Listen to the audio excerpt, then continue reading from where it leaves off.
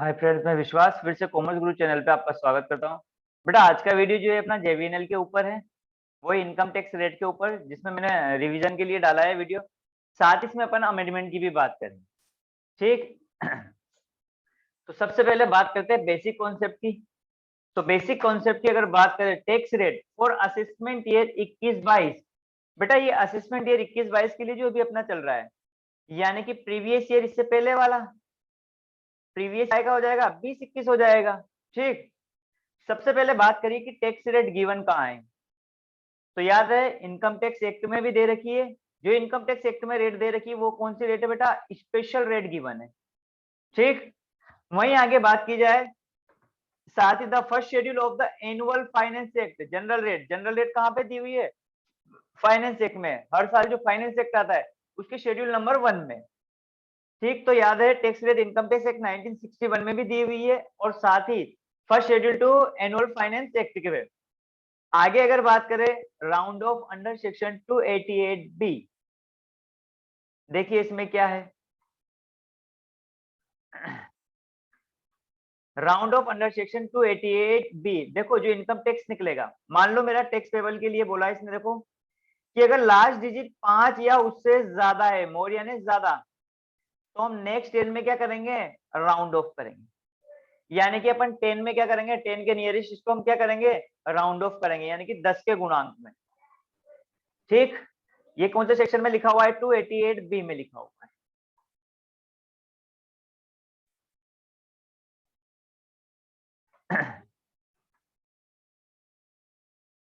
ठीक है। लेकिन अगर लास्ट डिजिट 5 से कम है, लेस देन 5 यानी 5 से कम है, तो हम लास्ट वाली डिजिट को क्या करेंगे? इग्नोर करेंगे। जैसे एग्जांपल, अगर टेबल है बेटा 12,454, लास्ट डिजिट देखो, ओहो ये लास्ट डिजिट 5 से कम है तो इसको इग्नोर कर दो, तो कितना हो गया? ये 450 हो गया, 12,450। फिर लास्ट डिजिट देखो नेक्स्ट में दे रखी 12,455 में 5, यानी कि 5 और ज्यादा है तो नेक्स्ट 10, यानी कि 10 में बदलना है नेक्स्ट, यानी कि 60 कर दिया। ठीक। ऐसे 58 है, 5 से ज्यादा है तो भी क्या हो जाएगा? 60 हो जाएगा। यानी कि अगर लास्ट डिजिट 5 या 5 से ज्यादा है तो नेक्स्ट 10 पे मल्टीप्लाई, क्या करना है अपन को? Round of. और अगर 5 से कम है तो इग्नोर कर देंगे। बात करते हैं अपन जनरल टैक्स रेट की। बेटा जनरल टैक्स रेट कहाँ पे दी होती है? First schedule to annual finance act में दिया होता है। ठीक है, हर साल आता है। ये गेट लगा दे। पहला है इंडिविजुअल और एचयूएफ, एओपी, बीओआई और आर्टिफिशियल जुरिडिकल पर्सन, एजीपी।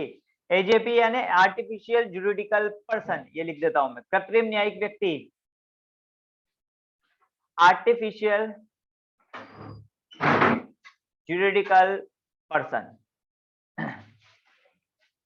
यानी कि जो ये टैक्स स्लैब रेट दे रखी है, ये दे रखी है individual, HUF, AOP, BOI, artificial juridical person, चाहे रेसिडेंट हो या नॉन रेसिडेंट हो। ठीक। चाहे मेल हो या फीमेल हो। पर ध्यान रहे इंडिविजुअल के लिए यहाँ दे दी है कि एज कितनी होनी चाहिए? 60 से कम। कितनी एज होनी चाहिए? 60 से कम। ये इंडिविजुअल के लिए बेटा, एचयूएफ की, एओपी की कोई वो एज नहीं होती है। तो याद रहे इंडिविजुअल, एचयूएफ, एओपी, बीओआई और आर्टिफिशियल जुडिकल पर्सन। इंडिविजुअल चाहे रेसिडेंट हो या नॉन रेसिडेंट हो, ये स्लैब रेट लगेगी। साथ ही जो ये एज दे रखी है बेटा 60 ईयर, ये दे रखी है इंडिविजुअल।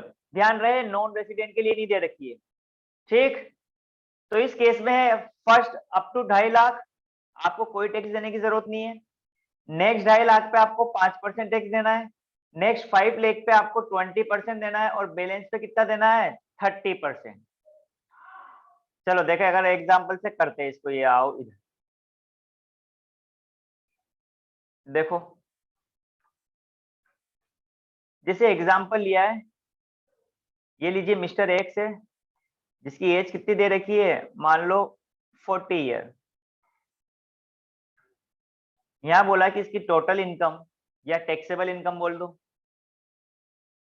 वो है 5 लाख, या 5 की जगह करो 5.5 लाख। आपसे पूछा है टैक्स निकालो, ठीक। तो देखो बेटा रूल क्या है कि पहले 2.5 लाख तक तो कुछ भी नहीं लगेगा, यानी कि फर्स्ट 2.5 लाख पे तो नील। नेक्स्ट 2.5 लाख पे कितना लगेगा? 5%, यानी 12,500। अब देखो नेक्स्ट 5 लाख पे, लेकिन अपने पास तो इनकम ही टोटल कितनी है? 5.5 लाख है।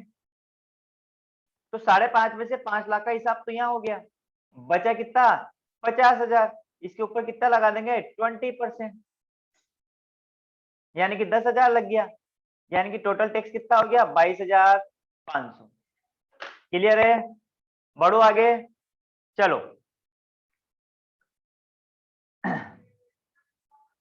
वहीं अगर बात की जाए सीनियर सिटीजन, वहीं किसकी बात जाए? Senior citizen.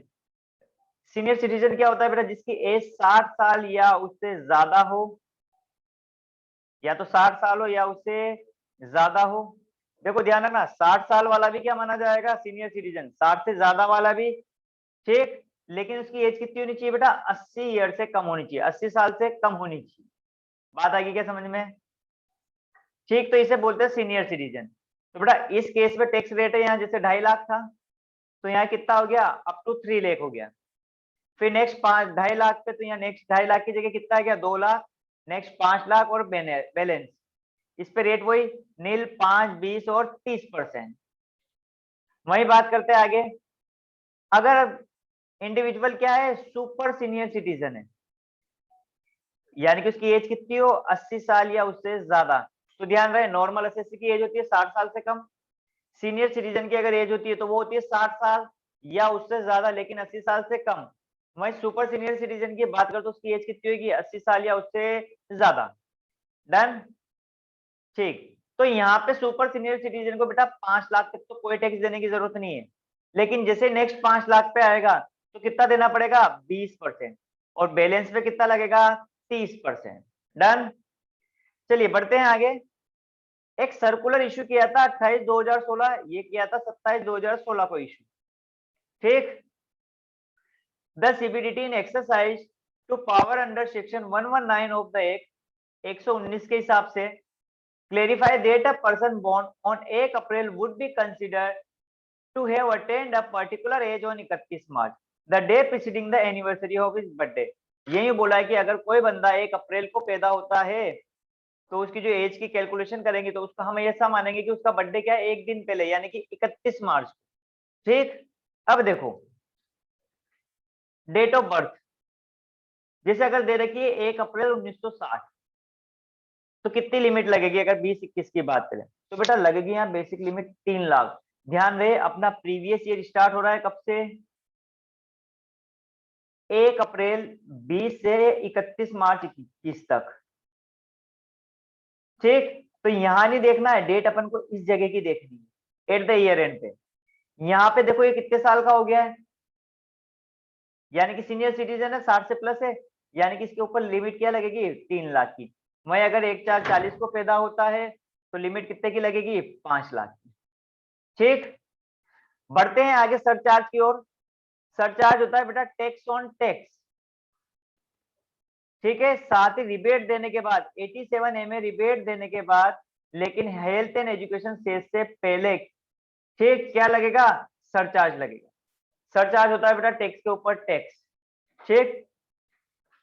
साथ ही ध्यान रहे maximum surcharge long term capital gain 112 है, शॉर्ट टर्म 111 है, डिविडेंड इनकम इस पे कितना लगेगा? 15% लगेगा। ये जब अपन क्या बोलते हैं वो पढ़ेंगे कैपिटल गेन, तो मैं ये वहां पे कर दूंगा लॉन्ग टर्म और शॉर्ट टर्म, ठीक है। क्या होता है तो यहाँ पे मैक्सिमम सरचार्ज याद रखना इन तीन पे, लॉन्ग टर्म 112 है, शॉर्ट टर्म 111 है, साथ ही डिविडेंड इनकम, इसके ऊपर मैक्सिमम कितना लगेगा बेटा? 15%, ज्यादा से ज्यादा 15% लग सकता है। अब सरचार्ज के लिए देखो स्लैब रेट दे रखा है कि अगर इनकम 50 लाख तक है तो नील, 50 से 1 करोड़ पे 10%, 1 से 2 पे 15%, 2 से 5 पे है बेटा 25, और 5 करोड़ से ज्यादा पे कितना है? 37%। यानी कि मैक्सिमम सरचार्ज कितना है इनके ऊपर? किसकी बात हो रही है? AOP, HUF, individual, artificial judicial person, BOI, इन सबके ऊपर सरचार्ज के लिए बेटा यही रेट एप्लीकेबल है, ठीक है। यानी कि 50 लाख तक नील है, 50 से 1 करोड़ पे 10%, 1 करोड़ से 2 करोड़ पे 15%, 2 करोड़ से 5 करोड़ पे 25% और 5 करोड़ से ज्यादा पे 37%। यानी कि याद रखना 10, 15, 25, 37, 10, 15, 25, सॉरी 10, 15, 25 और 37, एक नील है, 50 लाख तक कोई नहीं लगेगा। बढ़ते हैं आगे। अल्टरनेट टैक्स रेट, ओहो अभी असेसमेंट ईयर 21-22 से, यानी कि प्रीवियस ईयर क्या होगी बात अपनी, वही 20-21। तो बेटा फाइनेंस एक्ट में अल्टरनेटिव टैक्स रेट भी निकाली है कि या तो आप अभी अपन ने जो स्लैब रेट पढ़ा इसके हिसाब से दे लो टैक्स, या फिर एक और निकालिए। देखो ये अभी फाइनेंस एक्ट 2020 में निकाली है कि आपको दो ऑप्शन दे दी, या तो आप इसमें चले जाओ ओल्ड वाले में, और ये होगी न्यू स्कीम, इसको आप यूं बोल सकते हो न्यू स्कीम, वो ऊपर वाली हो जाएगी ओल्ड स्कीम, कि या तो आप ओल्ड स्कीम में टैक्स दे दो या फिर न्यू स्कीम में टैक्स दे दो। लेकिन आप न्यू स्कीम में आओगे तो बेटा कहीं ना कहीं आपके कुछ ना कुछ कटौती करी है, मतलब कुछ ना कुछ डिडक्शन लेने से उन्होंने मना कर दिया है। तो चलो उसके बारे में भी बात करते हैं। अभी फाइनेंस एक्ट 2020 किसके लिए है ये बेटा, इंडिविजुअल और एचयूएफ के लिए है। कौन से सेक्शन में, 115 बीएसी 115 बीएसी में दिया हुआ है। ये भी एडिट किया है फाइनेंस एक्ट 2020 ने, और ये किसके लिए एप्लीकेबल है, with effect from assessment year 21-22, यानी कि प्रीवियस ईयर क्या हो गया अपना 20-21, ओ सॉरी यहाँ 21, हाँ 20 अपना क्या हो गया बेटा प्रीवियस ईयर हो गया। तो ध्यान रहे इंडिविजुअल और एचयूएफ के लिए यहाँ पे टोटल स्लैब रेट कितनी दे रखी है बेटा, 6 स्लैब रेट दी हुई है। और ये स्लैब रेट किसके लिए, चाहे रेसिडेंट हो या नॉन रेसिडेंट। चलो अपन ने ऊपर जो बेसिक चीज पढ़ी थी, यहाँ एक चीज लेते हैं कि मान लो कोई नॉन रेसिडेंट है और उसकी एज कितनी है, मान लो 65 साल, तो भी बेटा उसे टैक्स किसके हिसाब से देना पड़ेगा, नॉर्मल 2.5 लाख की छूट मिलेगी, चाहे वो सीनियर सिटीजन हो या क्या हो सुपर सीनियर सिटीजन, ठीक है। ये जो सीनियर सिटीजन और सुपर सीनियर सिटीजन की जो स्लैब रेट दे रखी है बेटा, ये दी हुई है किसके लिए, रेसिडेंट इंडिविजुअल के लिए, नॉन रेसिडेंट के लिए नहीं दे रखी है। नॉन रेसिडेंट के लिए तो 2.5 लाख की लगेगी, कितनी साली है, चाहे वो नॉर्मल एसएससी हो, सीनियर सिटीजन हो या सुपर सीनियर सिटीजन। डन, बढ़ते हैं आगे। जो न्यू स्कीम है बेटा वो ऑप्शनल है, आप चाहो तो ले सकते हो, आप चाहो तो नहीं लोगे। ऑप्शन के लिए क्या है, एसएससी को रिटर्न फाइल करने से पहले अपने ऑप्शन को क्या करना पड़ेगा, सेलेक्ट करना पड़ेगा। एसएससी हर वर्ष अपना ऑप्शन क्या कर सकता है बेटा, चेंज कर सकता है, लेकिन आपकी बिजनेस इनकम है तो आप ऑप्शन को चेंज नहीं कर सकते हो। अगर आप एक बार नए में आ गए तो फिर नया ही फॉलो करना पड़ेगा। डन, ये लिखा है एक्सेप्शन बिजनेस इनकम में। अब सैलरी पे टीडीएस कैसे कटेगा, तो बेटा सैलरी पे टीडीएस करता है स्लैब रेट बेसिस पे, ठीक। तो स्लैब बेस पे ही करता है, लिखा हुआ है कि सैलरी पे टीडीएस करता है स्लैब रेट बेसिस पे।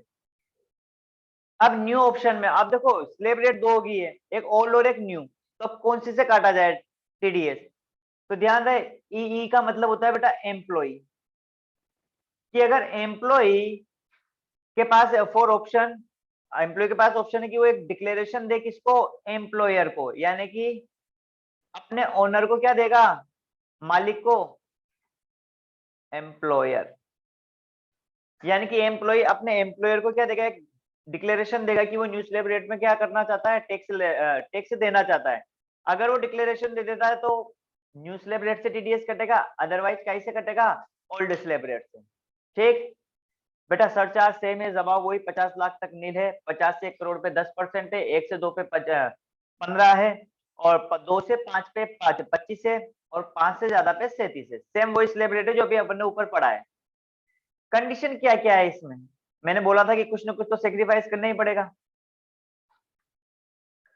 चलिए ये रही कंडीशन, आपको ना तो लीव ट्रेवल कंसेशन मिलेगा, ना हाउस रेंट अलाउंस का बेनिफिट मिलेगा। बेटा ये अपन जब सैलरी पढ़ेंगे तो मैं वहां कवर करूंगा इस वाले पॉइंट को भी। अलाउंसेस नहीं मिलेंगे सेक्शन 10-14 के, लेकिन यहाँ याद रखना एक्सेप्ट 4, ये 4 अलाउंसेस मिलेंगे, daily allowance, travel and tour allowance, transport allowance और कन्वेंस अलाउंस। ये सारी चीजें अपन बेटा सैलरी में पढ़ेंगे, ठीक।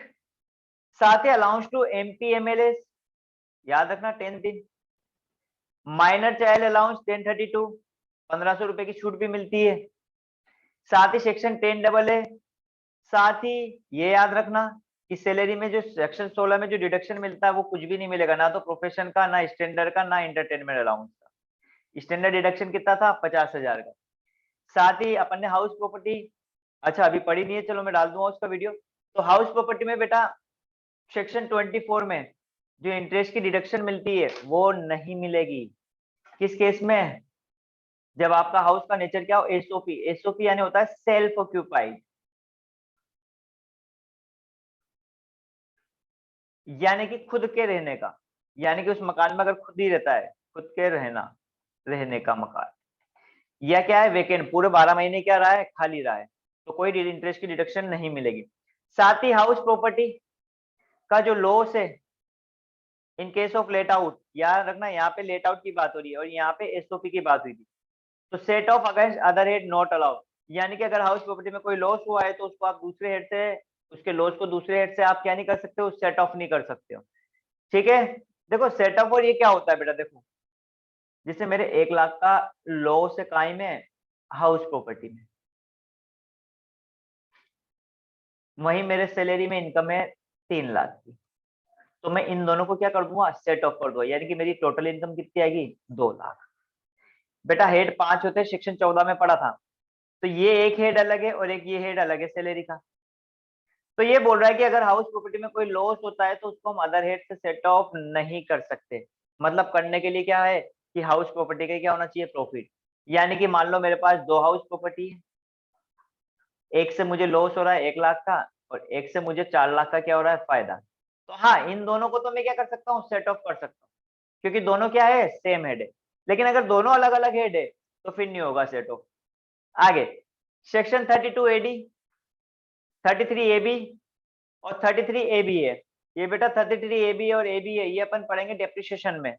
ये 32ADB में वहां पे कवर करूंगा। साथ ही बेटा एडिशनल डेप्रिसिएशन, बेटा एडिशनल डेप्रिसिएशन का सेक्शन है 32(1)(2)A। ठीक है, तो इसमें बोला है कि आपको एडिशनल डेप्रिसिएशन नहीं मिलेगा कुछ कंडीशन में। अगर आप कोई न्यू प्लांट एंड मशीनरी खरीदते हो तो आपको बेटा एडिशनल डेप्रिसिएशन, नॉर्मल तो लगेगा ही सही, साथ में एडिशनल डेप्रिसिएशन भी क्या है? अलाउ होगा। लेकिन अगर आप न्यू स्लैब रेट लगाते हो तो आप क्या बोलते हैं, एडिशनल डेप्रिसिएशन है वो, उसका बेनिफिट नहीं ले सकते हो। लेकिन यहाँ पे एक बढ़िया चीज बोल दी कि अगर एडिशनल डेप्रिसिएशन नहीं ले सकते हैं तो जितना एडिशनल डेप्रिसिएशन बनता है उसको आप काय में जोड़ दो? ओपनिंग डब्ल्यूडीवी में जोड़ दो। जैसे ही आप ओपनिंग डब्ल्यूडीवी में जोड़ोगे तो अपनी डब्ल्यूडीवी वैसे ही बढ़ जाएगी, तो नेक्स्ट ईयर उसका क्या मिल जाएगा? डेप्रिसिएशन मिल जाएगा। ठीक, अब बेटा यहाँ लिखा है अनएब्सॉर्ब डेप्रिसिएशन। देखो अनएब्सॉर्ब डेप्रिसिएशन क्या होता है? जब मेरा प्रॉफिट कम हो और डेप्रिसिएशन क्या हो? ज्यादा। मान लो मेरा प्रॉफिट क्या है ये 1 लाख था और डेप्रिसिएशन कितना निकल रहा है? 2 लाख। तो मैं P&L में तो सिर्फ 1 लाख ही लिख सकता हूँ क्योंकि मेरा प्रॉफिट ही कितना है? 1 लाख है। तो बचा कितना है? जो बचा है 1 लाख, वो क्या है? मेरा अनएब्सॉर्ब डेप्रिसिएशन। ठीक, अब अनएब्सॉर्ब में भी दो पार्टीशन कर दिए मैंने कि नॉर्मल है 60,000 और एडिशनल डेप्रिसिएशन कितना है? 40,000।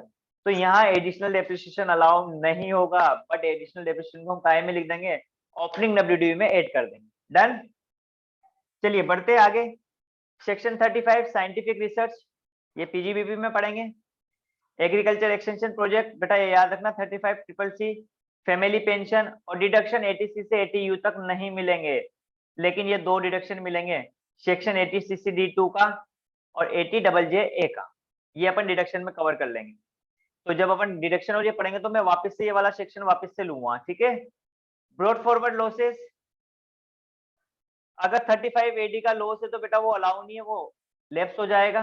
35AD होता है बेटा स्पेसिफाइड बिजनेस दिए हुए इसमें कुछ, ठीक, और अदर बिजनेस का अलाउ हो जाएगा। अल्टरनेटिव मिनिमम नॉट अलाउ, लेकिन अगर कोई ओल्ड क्रेडिट है इसकी तो वो भी अलाउ नहीं होगी। बेटा देखो अभी याद हो जाए तो ठीक, वरना जब मैं इसको पीजीबीपी और ये सब हो जाएंगे तो इस चैप्टर को वापस लूंगा तो ये वापस समझ में आ जाएगा, क्योंकि कुछ सेक्शन है जैसे 10(5), 10(13) है, HR है, ये सारे हमको अलग अलग चैप्टर में, जैसे सैलरी में पढ़ना पड़ेगा। कुछ सेक्शन कैपिटल गेन के हैं, कुछ हाउस प्रॉपर्टी के हैं। ठीक है, तो अब आगे की बात करते हैं कि इसकी स्लैब रेट मैंने बोली थी कि 6 स्लैब रेट दे रखी है। तो बेटा इधर बढ़ाना है आपको 2.5 लाख और इधर बढ़ाना है आपको प्लस 5%, यानी कि पहले 2.5 लाख पे नील, फिर नेक्स्ट 2.5 लाख पे 5%, फिर नेक्स्ट 2.5 लाख पे 10, ऐसे ये कहां तक बढ़ती जाएगी, 5 30% तक। और ये कहां तक आ जाएगा, बैलेंस यानी कि अबाउ 15 लाख तक। 2.5 लाख बढ़ाने हैं, ठीक है। बढ़ते हैं आगे।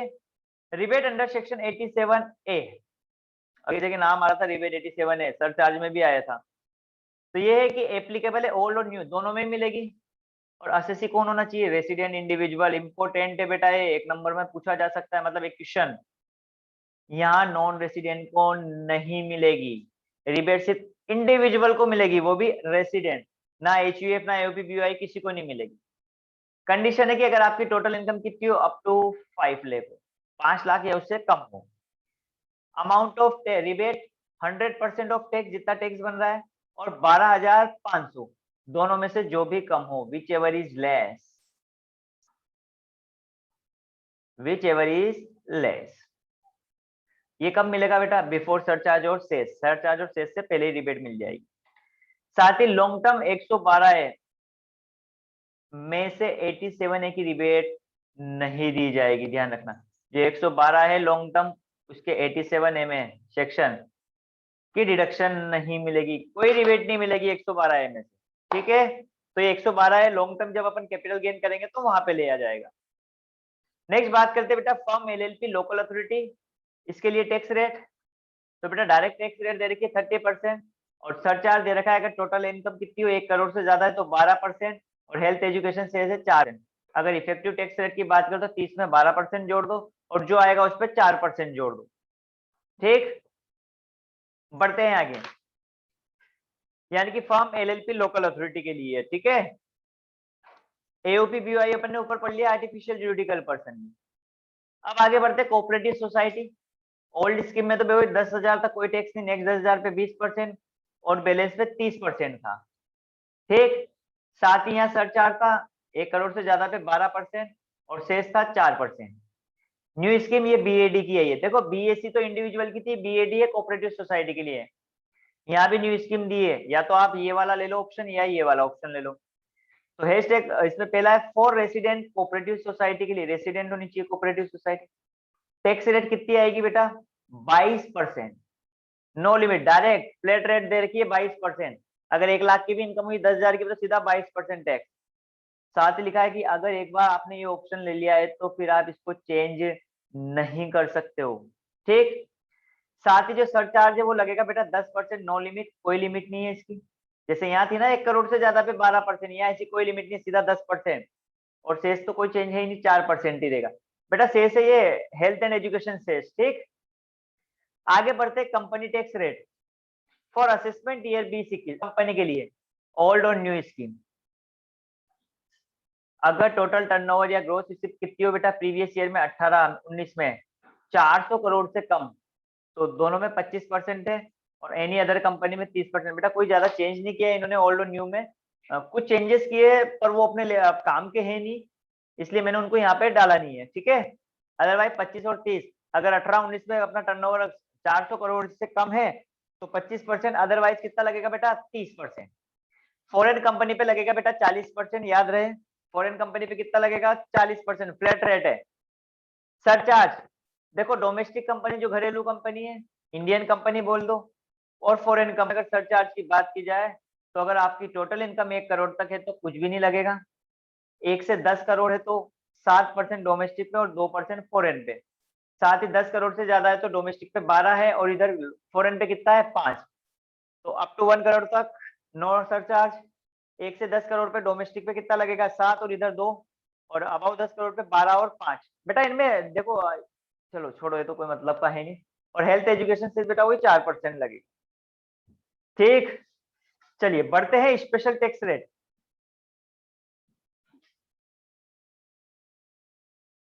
जो कहाँ पे दी होती है बेटा, इनकम टैक्स एक्ट में। स्पेशल टैक्स रेट कहाँ पे है, इनकम टैक्स एक्ट 1961 में दी होती है। 112 पे 20% लगेगा। 112 ए पे long term capital gain, LTCG मतलब लॉन्ग टर्म, एसटीजी मतलब शॉर्ट टर्म। एसटीसीजी मतलब होता है शॉर्ट टर्म कैपिटल गेन। ये कैपिटल गेन में लूंगा मैं टॉपिक, कि कौन शॉर्ट टर्म होते हैं कौन लॉन्ग टर्म होते हैं। और एलटीसीजी हो जाएगा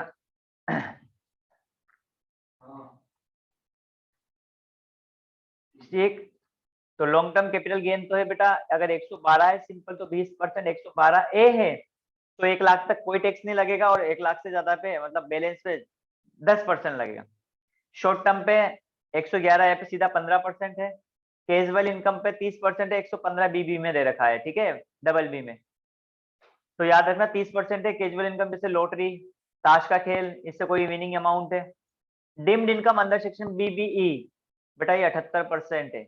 डीम्ड इनकम, जैसे ये इनकम नहीं, फिर भी हमने इनको क्या मान लिया, इनकम मान लिया। जैसे कैश क्रेडिट सेक्शन 69, 68, 68 बेटा 69 जैसे अनएक्सप्लेन इन्वेस्टमेंट। मैंने मेरे बुक्स में क्या कर रखे हैं, कोई इन्वेस्टमेंट का अमाउंट दिखा रखा है, ठीक है, लेकिन मेरे पास उसके बारे में कोई भी एक्सप्लेनेशन नहीं है। जैसे अनएक्सप्लेन मनी होती है कि मेरे पास कोई एक्सप्लेनेशन नहीं है उसके लिए। Amount of investment etc. not fully disclosed in the books of account, मैंने इन्वेस्टमेंट तो कर रखे लेकिन मेरे बुक्स ऑफ अकाउंट में उनको शो नहीं कर रखा है।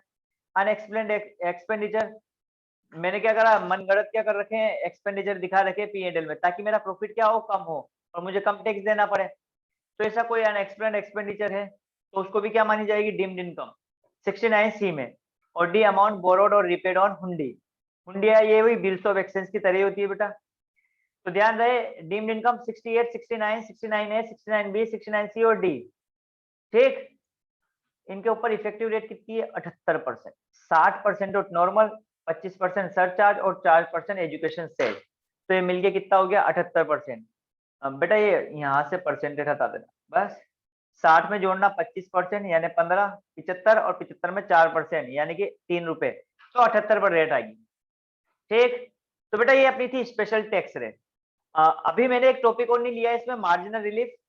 तो मैं मार्जिनल रिलीफ और साथ ही ये इसके इनकम टैक्स के जो कैलकुलेशन कैसे करते हैं उसके कुछ क्वेश्चन मैं नेक्स्ट वीडियो में डाल दूंगा।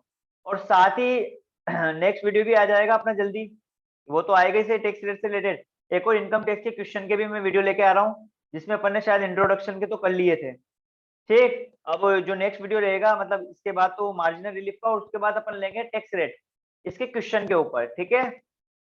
चलिए मिलते हैं फिर नेक्स्ट वीडियो में।